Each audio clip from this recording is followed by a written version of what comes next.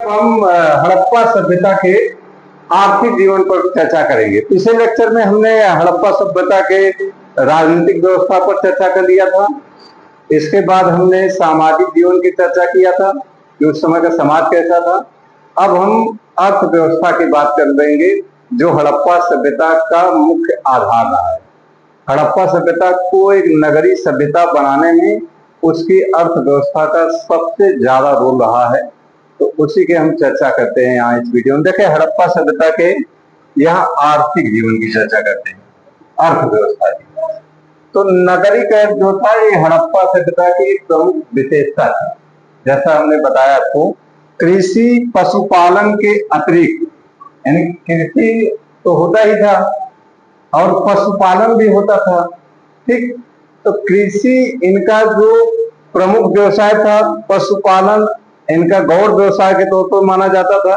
लेकिन ध्यान रखिएगा, हड़प्पा सभ्यता व्यापार और वाणिज्य के लिए ज्यादा फेमस थी। इसके साथ साथ वो शिल्प और अन्य उद्योग धंधे में भी शामिल थे। तो यहाँ पर शिल्प और व्यापार हड़प्पा सभ्यता के आर्थिक जीवन का एक प्रमुख आधार के तौर पर दिखाई देता है।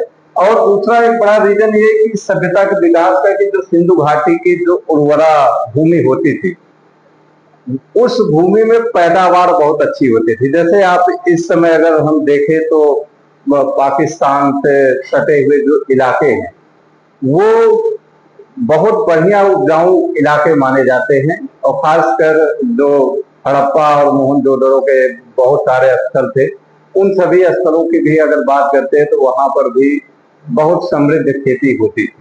तो ऐसे दौर में हड़प्पा सभ्यता में जो सिंधु नदी से सिंचित जो इलाके थे, वहां पर एक बड़े स्तर का और व्यापक पैमाने पर खेती होती थी। और खेती के मुख्य आधार के तौर पर जो उपजाऊ भूमि होती है उसका बहुत रोल होता है। जैसे गंगा यमुना का जो दोआब होता है, दोआब का मतलब जहां पर दो नदियों का मिलन होता है या दो नदियों से सिंचित जो प्रदेश होता है उसको दोआब कहा जाता है। तो ये बहुत ही महत्वपूर्ण भूमि मानी जाती है। जैसे दक्षिण भारत में कृष्णा और कावेरी नदियों के बीच का जो दोआब क्षेत्र है वो उसका बहुत महत्वपूर्ण है। कृष्णा और तुंगभद्रा नदियों के बीच का जो दोआब है वो भी बहुत महत्वपूर्ण रहे हैं। तो ये जलोढ़ मिट्टी जो होती थी उससे बहुत बढ़िया खेती होता था। यहाँ देखिए स्पष्ट है, जिससे नगरीय जीवन को खाद्य और शिल्प के लिए कच्चा माल उपलब्ध हुआ कि जो चीजें कृषि में उपयुक्त होती थी वो एक कच्चा माल के रूप में तैयार हो रहे थे। और उससे हड़प्पा सभ्यता के जो लोग थे उसको तैयार करके वो और बेहतर स्तर की चीजें तैयार कर रहे थे। यानी जो कच्चा माल होता था उसको जब बढ़िया से मशीनों के द्वारा या उसको अन्य साधनों के द्वारा जब तैयार होता है तो और बढ़िया हो जाता है। जैसे ब्रिटिश ईस्ट इंडिया कंपनी जब आई थी भारत में तो वो भी बहुत बड़े पैमाने पर कच्चा माल ले जा रहा था। कच्चे माल का मतलब जैसे कपास को श्रेणी में हम रख सकते हैं कि उस कपास को ले जाएंगे तो उस कपास से कपड़े बनाए जाएंगे। इस तरीके की चीजें, मतलब जो प्राथमिक अवस्था में होती है उसको मॉडिफाई करके और बेहतर बनाने की जो पद्धति है वो साधन के तौर पर उसका इस्तेमाल होता था। ठीक, जल मार्गों और सड़कों के द्वारा विभिन्न क्षेत्रों के बीच व्यापारिक क्रियाकलाप होते थे। यानी हड़प्पा सभ्यता का जो व्यापार था वो अंतर्देशीय व्यापार भी था और बाहरी व्यापार भी होता था। हड़प्पा सभ्यता में अगर आप कभी पढ़ेंगे तो उसमें देखेंगे कि जो अंतर्देशीय व्यापार होता था उसमें बैलगाड़ी का इस्तेमाल ज्यादा होता था। यानी जमीनी स्तर पर जो काम होता था स्थल मार्ग के लिए उसमें बैलगाड़ी का इस्तेमाल होता है। क्योंकि हड़प्पा सभ्यता के जो मुहरे मिली हैं उससे पता चलता है, उसमें नाव का अंकन मिलता है, नाव में मस्तूल का भी चिन्ह मिलता है। इससे भी स्पष्ट होता है कि बड़े पैमाने पर जो नौकायन था उसके माध्यम से भी व्यापार होता था। जो हड़प्पा सभ्यता के विभिन्न मुहरे मिले हैं उससे स्पष्ट ये सारी चीजें होती है। ठीक है, तो सिंधु घाटी सभ्यता का जो व्यापार का क्षेत्र था वो सीमित नहीं था। यानी यहाँ अगर समझे तो ये बहुत छोटे स्तर पर नहीं था। ये मिस्र के साथ इनका व्यापार होता था, मेसोपोटामिया के साथ इनका व्यापार होता था। इनका व्यापार जो था वो मेलुहा से होता था। यानी सिंध क्षेत्र जो होता था उसको मेलुहा कहा जाता था। ठीक है, इसके बाद अगर बात करें तो माकन क्षेत्र यानी मकरान तक उसका व्यापार होता था। ये बड़े स्तर पर इनका व्यापार होता था। दिलमुन एक बहुत प्रसिद्ध बंदरगाह था उस जमाने का, जिसको बहरीन के नाम से संबोधित किया जाता है, उसके साथ भी बड़े स्तर पर व्यापार होता था। यानी बाहरी जो व्यापार होता था वो इन्हीं बंदरगाहों के माध्यम से होता था। तो इन बंदरगाहों का बहुत बड़ा रोल इसी नाते था कि जो सामान होता था विदेशों से वो भारत में आता था, यानी वो आयात किया जाता था, ठीक है, मंगाया जाता था। यहाँ देखिए स्पष्ट हो रहा है चीजें।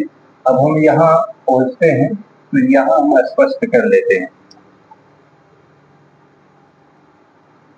देखिए यहाँ चीज स्पष्ट हो रही है।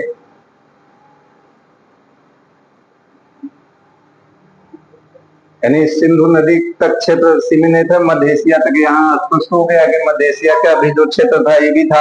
यानी काबुल, कंधार, गजनी के जो इलाके थे ये स्पष्ट हो गया। मेलुहा, ये हड़प्पा सभ्यता में जो सिंध के क्षेत्र है उसको मेलुहा कहा जाता है, ठीक है। दिलमुन, दिलमुन जो है बहरीन को कहा जाता है, इसको आप स्पष्ट कर लीजिएगा, बहरीन नाम है। माकन का मतलब है मकरान तट। ये बंदरगाह के तौर पर बहुत प्रसिद्ध थे ये सब, ठीक है। इनके साथ व्यापार होता था। हड़प्पा जो सभ्यता थी इसके प्रमुख बंदरगाह कौन से थे? लोथल, ये बहुत फेमस बंदरगाह है।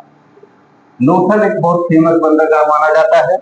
इसके बाद रंगपुर है, सुरकोटदा है, प्रभास पाटन, बालाकोट, सुतकांगेंदोर और सुतकाको, ये इसके प्रमुख बंदरगाह थे जहां से इनका बड़े पैमाने पर हड़प्पा सभ्यता में व्यापार होता था। इसी से ये सभ्यता फली फूली थी। ने लोथल सबसे प्रमुख बंदरगाह है। लोथल से आप देखते हैं कि मनका बनाने का कारखाना भी मिला था, शन्हू दड़ों से भी मनका बनाने का कारखाना मिला था, लेकिन लोथल की प्रसिद्धि उसके व्यापार की वजह से था। यानी अगर आप कहें तो हड़प्पा सभ्यता के व्यापार का सबसे प्रमुख केंद्र कौन सा स्थान था? लोथल था। और इसी से हड़प्पा सभ्यता का बहुत तेजी से विकास होता है। इन्हीं विशेषताओं के नाते डीडी कौशाम्बी ने इसको प्रथम नगरीय क्रांति से भी जोड़कर देखा है कि जो हड़प्पा सभ्यता का जो नगरीय जीवन था वो श्रेष्ठ था, और विभिन्न जो नगर थे यानी हड़प्पा, मोहनजोदड़ो, चन्हूदड़ो, लोथल, इनका जो विकास होता है इससे नगरीय क्रांति को बल मिलता है। यानी आने वाले दौर में जो नगरीय क्रांति थी उसको भी बल मिलता था इसी नगरों की वजह से। तो ये जो बंदरगाह थे प्रमुख केंद्र के तौर पर थे, ठीक है। इसके बाद देखें परिवहन के साधनों की बात कर ले। यहाँ पर जो परिवहन के साधन थे, किसी सभ्यता के विकास में उसके परिवहन के साधनों का बहुत बड़ा रोल होता है, ठीक है। इस नाते होता है क्योंकि अगर परिवहन के साधन नहीं है तो व्यापार कैसे बड़े स्तर पर होगा। तो परिवहन के साधन को भी हम यहाँ स्पष्ट करें। देखिए हड़प्पा सभ्यता में जो जहाज था वो मुहरों पर जो अंकन है उससे पता चलता है, नाव पर जो अंकन है, ये लोथल से बहुत बड़े पैमाने पर चीजें मिली है। जैसा मैंने अभी बताया कि एक बंदरगाह के तौर पर फेमस था, तो जो पुरातत्वविद थे उन्होंने जब खोज किया तो उनको ये सब चीजें जो हड़प्पा सभ्यता की मुहर बनी थी उसमें मिला इसका अंकन। तो उससे उन्होंने स्पष्ट किया कि वास्तव में इनका व्यापार होता था, इस नाते इसके अंकन मिले हैं इन सब चीजों के। तो यहाँ देखें, हम लोग देखें हड़प्पा और मोहनजोदड़ो में पाई गई जो मोहरे थी उसमें जहाज और नावों का अंकन मिला। इससे पता चलता है कि ये परिवहन के साधन के तौर पर जहाज और नाव का इस्तेमाल करते थे। बड़ी बड़ी जो जहाजें थी उसमें माल लाद कर लाते थे, ठीक है। नाव का भी इस्तेमाल करते थे जैसा आज भी होता है। लोथल में पक्की मिट्टी से बने जहाज का एक नमूना पाया गया। देखिए इसी से स्पष्ट हो गया चीजें कि लोथल में ये चीजें मिली हैं। जब पूरा जो हड़प्पा सभ्यता है वो पुरातात्विक साक्ष्यों पर ही निर्भर है। वहां साहित्यिक साक्ष्य नहीं है, तो इसके आधार पर ही है, जिसमें मस्तूल के लिए एक लकड़ी चिन्हित खोल तथा मस्तूल बनाने के लिए एक छेद दिखाई देता है। इससे पता चलता है कि इसका इस्तेमाल था। ठीक है, बैलगाड़ी की मैंने बात किया था। बैलगाड़ी जो था ये अंतरदेशीय परिवहन का साधन था, मतलब कि जो तमाम चीजें ढोई जाती थी, जो सामान होता था उसका इस्तेमाल होता था। आगे चलकर आपको खच्चर वगैरह भी देखने को मिलेंगे, घोड़े भी देखने को मिलेंगे, ऊंट भी देखने को मिलेंगे। तो उस जमाने में बैलगाड़ी का इस्तेमाल होता था, बड़े पैमाने पर होता था। वृषभ वगैरह के बारे में, वृषभ का मतलब ही बैल होता है। आप हड़प्पा सभ्यता को पढ़ेंगे तो उसमें वृषभ का भी साक्ष्य मिलता है। इसका मतलब है इस वृषभ का बैलगाड़ी का इस्तेमाल उसमें होता था। हड़प्पा हड़प्पा कालीन ये होगा, इसको हम ये कालीन करते हैं। तो हड़प्पा कालीन बस्तियों से मिट्टी के बने बैलगाड़ी के नहीं नमूने पाए गए, यानी बैलगाड़ी के जो नमूने पाए गए थे, इससे स्पष्ट हो गया कि इनका जो व्यापार होता था उस व्यापार में ये बैलगाड़ी का इस्तेमाल करते थे। हड़प्पा और चन्हू से कांसे के गाड़ी के नमूने प्राप्त हुए, यानी कांसे की जो गाड़ियां थी उसके कुछ नमूने मिले थे। ठीक है, तथा छोटी गाड़ियों के नमूने भी पाए गए थे, जो पंजाब में आज के जमाने में इक्के के तौर पर दिखाई देता है ना। इक्का भी आज के दौर में भी एक गाड़ी है, उससे भी सामान ढोआ जाता था। तो ऐसे दौर में हड़प्पा सभ्यता में भी उसका बड़े पैमाने पर इस्तेमाल होता था। ठीक है, तो ये सब चीजें यहाँ पर हम स्पष्ट कर ली कि हड़प्पा सभ्यता में परिवहन के साधन के तौर पर कौन कौन सी चीजें यहाँ पर है।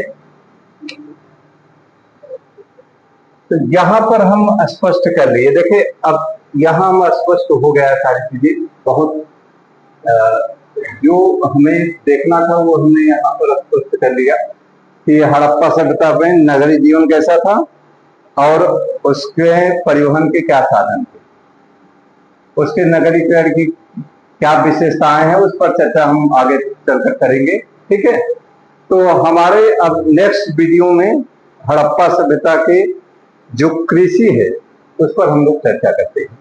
धन्यवाद।